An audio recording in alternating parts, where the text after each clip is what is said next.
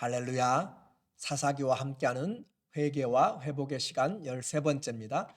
여러분을 주의 이름으로 사랑하고 축복합니다. 하나님 말씀 보겠습니다. 사사기 12장 13절 그 뒤를 이어 비라돈 사람 힐렐의 아들 압돈이 이스라엘의 사사가 되었더라. 그에게 아들 40명과 손자 30명이 있어 어린 나귀 70마리를 탔더라. 압돈이 이스라엘 사사가 된 지 8년이라. 비라돈 사람 힐렐의 아들 압돈이 죽음에 에브라임 땅 아말렉 산지의 비라돈에 장사되었더라. 아멘. 오늘은 내 인생의 평가라고 하는 주제로 하나님의 말씀을 같이 나누도록 하겠습니다. 사사는 하나님께서 이스라엘 민족이 죄에서 하나님께 회개하고 나올 때 구원하기 위하여서 베풀어 주신 하나님의 구원의 손길입니다. 그래서 사사는 그 이스라엘 백성들에게 하나님의 주신 은혜와 능력을 가지고 적들로부터 이스라엘을 구원하는 그런 일들을 하게 되었어요. 우리는 사사들의 인생을 통하여서 봅니다. 부족하고 연약한 자들이고 또 입다의 인생을 통하여서도 그는 서자로 버림받았지만 하나님 앞에서 부르심을 그가 확인하고 성령을 힘입어서 길르앗을 구원했습니다. 그렇지만 부족한 그의 믿음으로 하나님 앞에 섣부른 서원을 하게 되었고 무남 동녀 딸까지 잃어버리는 그것을 우리에게 보여주었어요. 성경은 영적인 책들입니다. 그러므로 이와 같은 무남 동료의 사건을 기록한 것은 이 입다의 허물을 덮어주는 것이에요. 우리의 허물로 독생자이신 예수 그리스도가 죽어 입다인 바로 우리입니다. 우리를 살리기 위해서 무남 동료가 죽는 그림자를 우리에게 보여주고 있습니다. 이런 승리 뒤에 이 시기하는 에브라임 지파의 그런 시기와 질투로 인하여서 이 길르앗 사람들과 전쟁이 또 한 번 일어나게 됩니다. 전쟁의 위기에서는 시작할 때는 아무리 불러도 오지 않던 그들이 이제는 전쟁의 승리가 거의 확실시 되고 그러니까 나타나서 우리에게도 분깃을 달라라고 하는 그런 사람들이 요즘에도 많이 있어요. 에브라임은 특별히 북이스라엘의 대표적인 지파입니다. 그런데 기드온의 시대 때도 그렇게 했었고 또 이번에도 또 이 입다에게 그들을 위치를 위하여서 시기하고 질투합니다. 오늘 본문 12장 6절에 보면 그에게 이르되 이 사람들은 지금 에브라임 사람들에게 지금 하고 있는 것이에요. 그래서 길르앗 사람들이 에브라임 사람들과 전쟁이 일어났습니다. 그래서 에브라임 사람들에게 이르기를 십볼렛 하면 발음하라 하여 에브라임 사람이 그렇게 발음하지 못하고 십볼렛이라 발음하면 길르앗 사람이 곧 그를 잡아서 요단강 나루턱에서 죽였더라. 히브리에는 신과 쉰이 있습니다. 그래서 그 발음을 잘 못해요. 마치 경상도에서는 쌀을 살 그렇게 발음하고 있는 것 같이 이들은 신과 쉰을 발음을 잘 못했어요. 그렇게 해서 그때 에브라임 사람의 죽은 자가 4만 2천 명이었더라. 자, 전쟁에 큰 승리를 거두고 나서 이제 내분이 일어나 가지고 이 에브라임 지파와 그 길르앗 사람들이 함께 전쟁을 하게 되었던 사람 것입니다. 그러니까 얼마나 동족 상잔의 비극이 일어난 것이죠. 시기하고 교만하면 죽임을 당하게 되고 이렇게 어려움을 당하게 됩니다. 성도들이 어려울 땐 도와주지 않고 위기의 때는 도망가 버리고 그러다가 어떤 일들에 자기의 이권이 생길 것 같으면 찾아 들어오는 그런 것들 우리에게 하나님은 처음부터 끝까지 겸손하고 또 하나님의 일에 적극적으로 동참하기를 말하는 것이죠. 이런 입다가 사사가 된 지 6년에 죽었습니다. 비교적 짧은 기간에 사사를 하고 죽었어요. 인명은 우리의 마음대로 되지 않습니다. 그리고 성경에 이 사사들에 나오는 내용에는 대사사와 소사사들로 구별이 됩니다.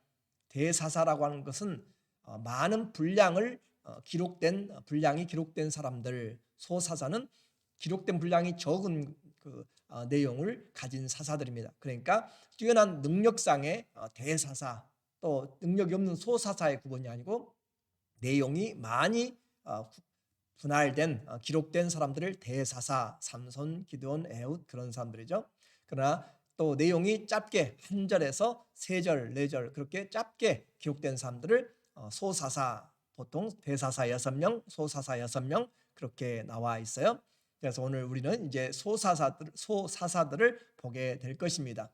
입다는 길게 기록이 되었었죠. 근데 사사 이제 입다 후에 등장하는 입산이라고 하는 사사를 보게 됩니다. 12장 8절에 그 뒤를 이어 입다의 뒤를 이어 베들레헴의 입산이 이스라엘의 사사가 되었더라. 그가 아들 30명과 딸 30명을 두었더니 그가 딸들을 밖으로 시집 보냈고 아들들을 위하여 밖에서 여자 30명을 데려왔더라. 그가 이스라엘의 사사가 된 지 7년이라. 입산이 죽음에 베들레헴에 장사되었더라. 이 입산은 그래도 세 절이 기록되어 있네요. 그렇게 기록이 한 줄에서 서너 줄로 되어 있는 사람들을 그렇게 소사사라고 그렇게 이야기한다고 했어요.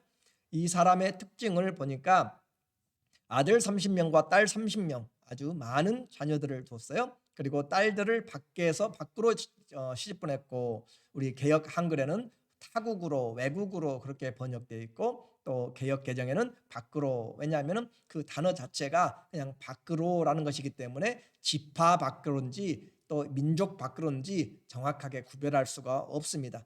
그래서 킹 제임스는 타국으로 또 한글도 타국으로 또 다른 성경에는 그냥 그 밖으로라는 표현을 했어요. 지파 밖으로 그렇게 표현해서 그는 결국 아들들을 위하여서 이제 다른 지파에서 아니면 타국에서 30명을 데려왔다. 그리고 그가 이스라엘의 사사가 된 지 7년 뒤에 죽어서 장사되었다라는 것으로 그렇게 마치고 있습니다. 그것이 사사 입산의 인생의 평가입니다. 그 뒤를 이어서 엘론이라고 하는 사사의 내용이 11절과 12절 두 절에 기록됩니다. 그 뒤를 이어 입산의 뒤를 이어 스불론 사람 엘론이 이스라엘의 사사가 되어 10년 동안 이스라엘을 다스렸더라. 사사의 기간을 말합니다. 10년 동안 다스렸고 스불론 사람 엘론이 죽음에 스불론 땅 야알롯에 장사되었더라. 그는 자녀의 이야기도 어떤 사명의 이야기도 아무것도 기록되지 않습니다. 특별한 사명의 또 구원의 내용도 죄의 내용도 기록이 없이 이렇게 이들의 삶에서 그냥 10년 동안 사사로 그리고 죽어서 장사되었다라고 평가를 하고 있습니다. 그 뒤를 이어서 또 나오는 압돈이라고 하는 새로운 그런 소사사입니다. 13절부터 15절까지의 기록의 내용이에요. 그 뒤를 이어 비라돈 사람 힐렐의 아들 압돈이 이스라엘의 사사가 되었더라. 사사는 재판관이라고 했어요. 그에게 아들 40명과 손자 30명이 있어 어린 낙이 70마리를 탔더라. 압돈이 이스라엘의 사사가 된 지 8년이라.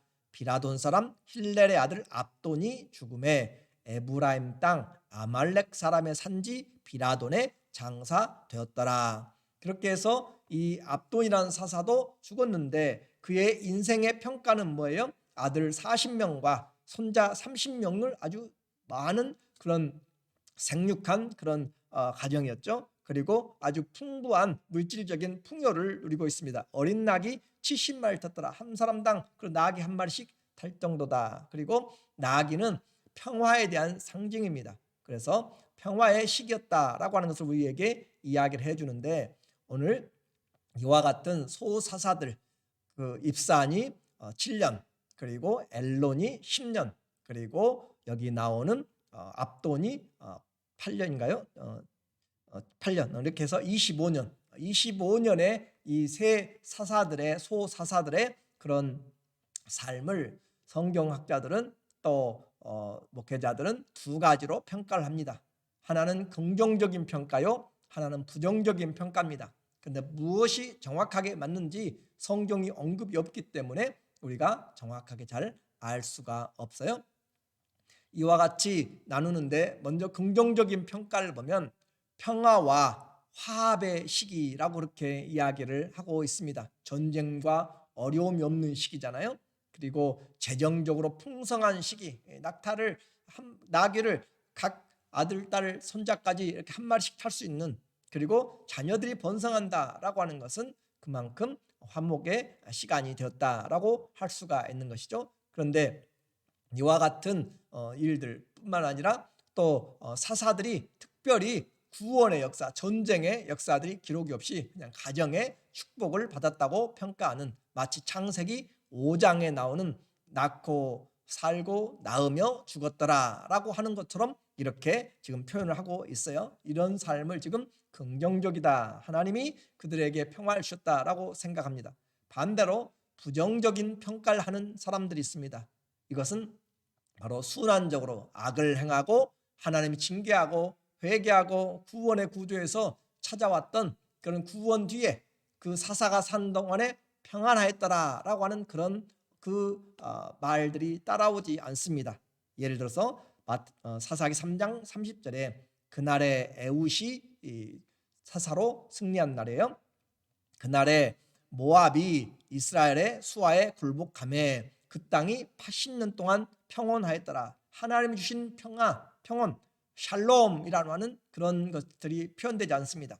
5장 31절 여호와여 주의 원수들은 다 이와 같이 망하게 하시고 주를 사랑하는 자들은 해가 힘있게 도둠갑게 하시옵소서 하니라. 그 땅이 40년 동안 평온하였더라. 기드온과 드보라와 바락의 시대죠. 그래서 40년 동안 평온하였다. 하나님이 주신 평화에 대한 그런 언급이 또 8장에 미디안이 이스라엘 자손 앞에 복종하여 다시는 그 머리를 들지 못하였으므로 기드온이 사는 40년 동안 그 땅이 평온하였더라. 이와 같이 또 여호수아가 산 날 동안 그들이 여호와를 섬겼더라라고 하는 그런 것처럼 이렇게 하나님이 주신 평화에 대한 언급이 없다라고 하는 것을 통하여서 이 시기는 하나님이 주신 평화가 아니라 사람들이 가지고 있는 평안이었습니다. 그렇게 평가한 거예요. 그래서 진정한 평화가 아니라 사명을 망각한, 영적으로 무감각한 시대가 바로 이 시대였다. 그래서 하나님의 통치로 인한 이방인들을 정복하거나 또 말씀을 가르치거나 또 여호와를 섬기거나 하는 그런 내용들이 나와 있지 않고 가정이 우상이 되어서, 말이 가정의 그런 다자한 생육하고 번성한 사람들이지만 자녀가 딸이 30, 또 아들이 30이라고 하는 것은 어마어마한 그런 자녀들을 하려면 그 결혼이 한 사람이 아니라 수많은 그런 결혼과 또 결혼 생활의 문란함을 이야기를 하고 있는 것들을 우리는 생각해 볼 수가 있어요. 이와 같이 이런 가정이 우상되고 물질이 우상되어서 나귀를 손자들까지 한 마리씩 다 타게 할 정도로 물질이 풍성한 그것이 물질이 우상이 된 또 다른 죄의 불안한 시기라는 것을 우리에게 그림자로 보여주는 것 같습니다. 그 증거가 뭐냐면 15절에 보면은 비라돈 사람 힐렐의 아들 압돈이 죽음에 에브라임 땅 아말렉 사람의 산지 비라돈에 장사되었더라. 자, 압돈이라고 하는 사사가 8년 동안 사살을 하고 죽었는데 그가 묻힌 땅이 에브라임 땅, 이 압돈은 에브라임 지파예요. 그런데 에브라임 땅 누구의 산지예요? 아말렉 사람의 산지 비라돈에 장사되었다. 하나님이 주신 이스라엘에게 또 에브라임에게 주신 그 지파의 땅인데 그곳에 지금 아말렉 사람들이 장악하고 살고 있는 그곳에 묻혔다라고 함으로써 동화되었다라고 하는 것을 우리에게 보여주고 있는 그런 모습입니다. 함께 살고 있는 것이에요. 하나님 그들을 물리치라고 했고 그들과 통혼하지 말고 교제하지 말라고 하는데 그들과 함께 살고 있고 그 산지에 이 아말렉 사람이 살고 있고, 그리고 13장에 바로 이어지는 13장에서 이스라엘이 또 악을 행하매 하나님께서 그들을 블레셋 사람의 손에 40년 동안, 이제까지의 가장 긴 20년의 그런 통치의 압제를 넘어서 40년의 압제를 이 블레셋이 하게 되는 것을 통하여서 이것은 바로 어둠이 장악할 바로 그림자의 시간이라 그렇게 보여지고 있는 것이죠. 자, 오늘 우리는 이 내용을 여러분이 스스로 생각을 해보세요. 성경 우리에게 기록되었습니다. 하나님의 지혜로 인생의 한 일이 평가가 되는 것이에요. 성경 우리에게 지혜와 또 평강과 안위로 우리에게 소망을 주려고 우리에게 교훈과 경계로 기록하였습니다. 교훈이 될 수 있고 경계가 될 수 있고 우리가 잘 받아들여야 돼요. 그래서 성경이 정확하게 이들의 삶에 대해서 선과 악으로 구별하지 않지만 분명하게 우리가 알 수 있는 것은 이들에게는 특별한 적들이 지금 없었습니다. 다시 말하면 위협이 없었어요. 또 내분도 지파 간의 내분들도 없었어요. 그러니까 지파 밖으로 넘어가서 며느리와 또 아들들을 딸들을 시집 보내고 그렇게 되었고 또 같이 이방인의 땅에 함께 또 아말렉의 산지에 묻히게 되고 이렇게 동화된 그런 지파적인 그런 삶에서 사사들이 지파에서 에브라임 지파 또 이렇게 다른 지파로 돌아가면서 스불론 지파 돌아가면서 사사들이 세워지고 있고 그 자녀들과 또 물질이 풍성한 그런 나귀의 모습을 통하여서 보이는 물질적인 풍요는 분명했습니다. 물질적으로 또 보여지는 평안은 분명히 있었습니다. 화평했어요. 그런데 하나님이 주신 이 25년 동안 그들이 이 교회에 무엇을 했는지 그것은 기록하지 않고 있다라고 했습니다. 태평하기에 영적인 준비를 제대로 하지 않은 결과 사사 압돈이 죽은 후에 40년 동안 가장 긴 블레셋의 손에 붙여지는 결과를 초래하게 되었습니다. 평화로운 시기는 그냥 즐기는 것이 아니라 영적인 무장을 해야 되는 시기입니다. 부르심이 무엇인지를 평안할 때, 안전할 때 더 푯대를 바라보아야 됩니다. 바울이 말한 것처럼 뒤의 것은 잊어버리고 앞을 향하여서 더 부르심의 푯대를 향하여서 가야 되는 것이에요. 그리고 또 이 평화의 시기에 우리는 진정으로 평강의 왕이 우리를 다스리도록 그렇게 하나님 앞에 회복되고 하나님과 더 긴밀한 교제를 통해서 세월을 아끼고 낭비하지 않아야 되는데 이들은 25년 지나가면서 낭비한 삶으로 어떤 삶을 살았어요? 결혼하고 살고 죽었다라고 이야기하고 있습니다. 이스라엘의 전체적인 내적인 안일함, 영적인 안일함을 지금 사사들의 삶을 대표로 비유해 가지고 우리에게 고발하고 있는 내용이라고 저는 생각하고 있습니다. 그들이 한 일이 성경 기록된 것이 뭐예요? 시집가고 장가고 마치 롯의 때와 같이 노아의 때와 같이 성경에 부정적인 이야기가 나올 때 시집가고 장가고 집 사고 그렇게 사람들의 자기의 개인적인 일에 앞장섰다라고 하는 것이 바로 성경의 표현입니다. 그러므로 이것은 진정한 축복이 아니라 위기의 태동을 준비하고 있는 영적으로 깨어있지 않으면 조금 있다가 다가올 그런 위기의 전조다라고 그렇게 생각할 수 있습니다. 이제 우리에게 내 인생의 평가라고 했습니다. 지금 우리는 내게 주어진 이 시기를 어떻게 살고 있습니까? 내게 주어진 우리의 시기, 지금 세월 아끼고 성령 충만하라라고 하신 주님의 말씀 앞에 우리는 평안하고 안전하다라고 생각하면서 우리는 지금 어떻게 살고 있는지 한번 생각해 보십시오.